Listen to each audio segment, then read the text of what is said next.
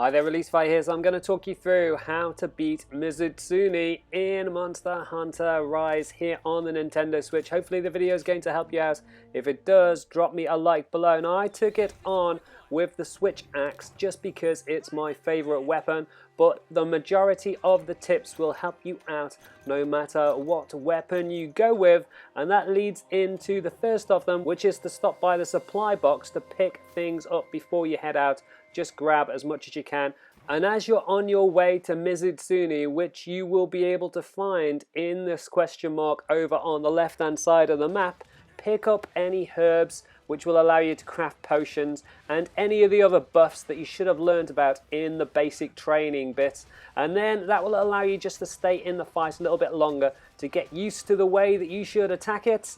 And in general, what you're looking for is little tells in terms of when it's gonna strike. And the main one is that it starts to raise up just slightly, which you should have seen in that section where I got mullered the very first time I encountered Mizutsune. Now, to actually get in your hits, it's a good idea to approach side on, which is a safe place to start. However, you can see the damage isn't terribly high even when you do land half decent combos.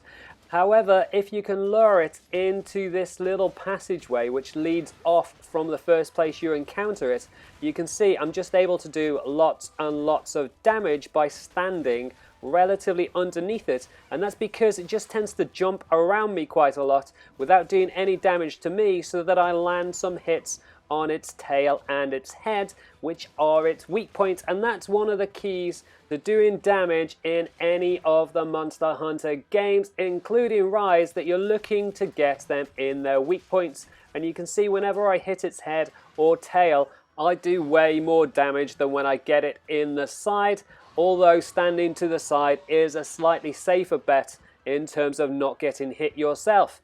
Now, once you've done enough damage, it will turn tail and run, and you just need to track it down using the marker in the map on the left hand side, which is relatively easy. And when it does the mouth laser move, I'm not sure what that's called, whenever it does that, you either want to get in close to do some damage or run the hell away, because it will sweep right across you. However, if you've got your weapon sheathed, you can use the wire bug to jump over it, but I think that's probably going to be a bit of a rarity. And then once you're in the fight itself, it's good to get used to moving around. So you can see there I'm doing a lot of dodges to get in position to be able to do a hit. I also sometimes put my weapon away and just start sprinting, so just holding R, and then I'm essentially just trying to get into good positions. So come into the side and then work your way towards its head. Once it's down, once Mizutsune's down, you really want to get in close to its head to do as much damage. You can see I'm getting way more damage done there, and I'm also in blade form of the Switch Axe, which does more damage. You can switch by pressing ZR if you don't already know that. So you can see there it did a bit of a lunge at me, and as soon as I saw it raise up, I moved to the side and started dodging, and that's definitely something you want to get used to doing. Anytime it slightly raises up, move to the side and dodge, and then find yourself a new position to get in some hits. Obviously, you need to use your potions to give yourself a bit more health anytime you take too much damage, but this can sometimes be difficult, so you definitely want to mix up a combination of dodging out of the way, using R to sprint, and using your potions when you've got the options. And then in between, catching up with Mizutsune anytime it runs away. Again, make sure you pick up any potions along the way just to give yourself a bit more of a chance to beat it. And then when you get close, just make sure you start your first hits when you're right up against it, because it gives you a chance to get it in a place that you wouldn't ordinarily. Now, like I said earlier, ideally when it's down, you want to get in your damage by its head, and you can see that my damage isn't anywhere near as high as it was earlier when I was getting 40s. So again, go for the head, and if you are fighting Mizutsune with the Switch Axe, there's actually a much better move to use against it, which I'll show you towards the end of the video, especially when it's down. If you can use this move on its head, then you should be able to do a huge chunk of damage.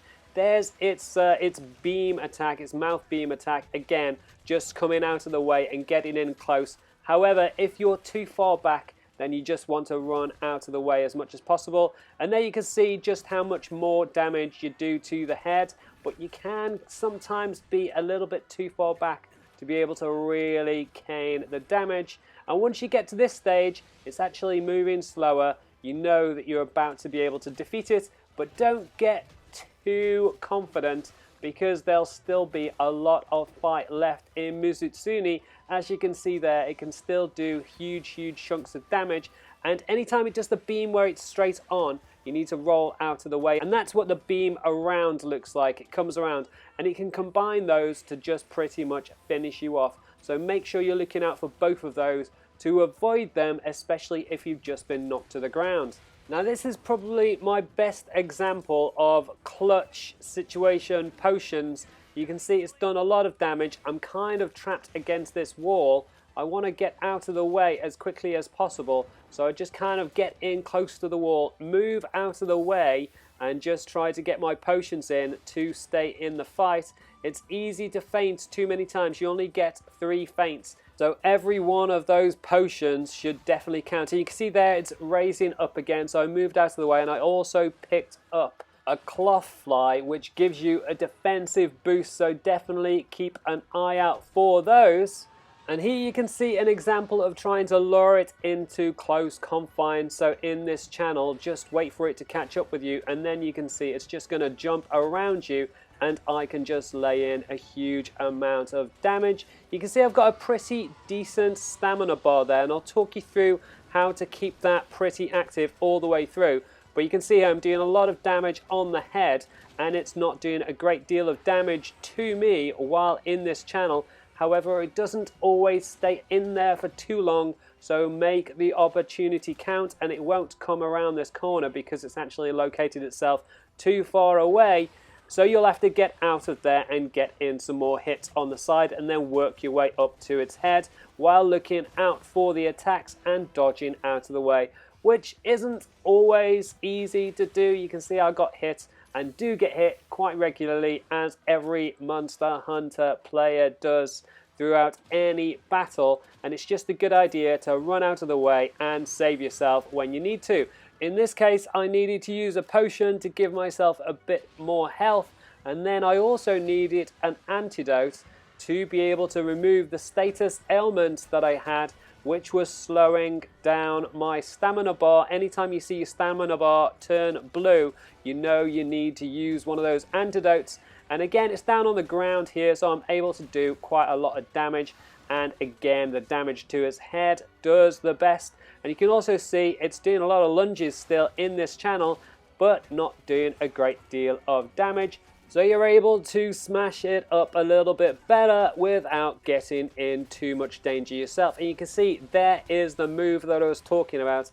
If you press A and X when you're in sword mode of the switch axe, you can do the file discharge, which will do a huge chunk of damage. It starts out by chaining a lot of short combo, low impact hits, but because there's so many of them, you end up doing quite a lot of damage, and then it finishes off with a huge hit. I think it was 171 for the last one.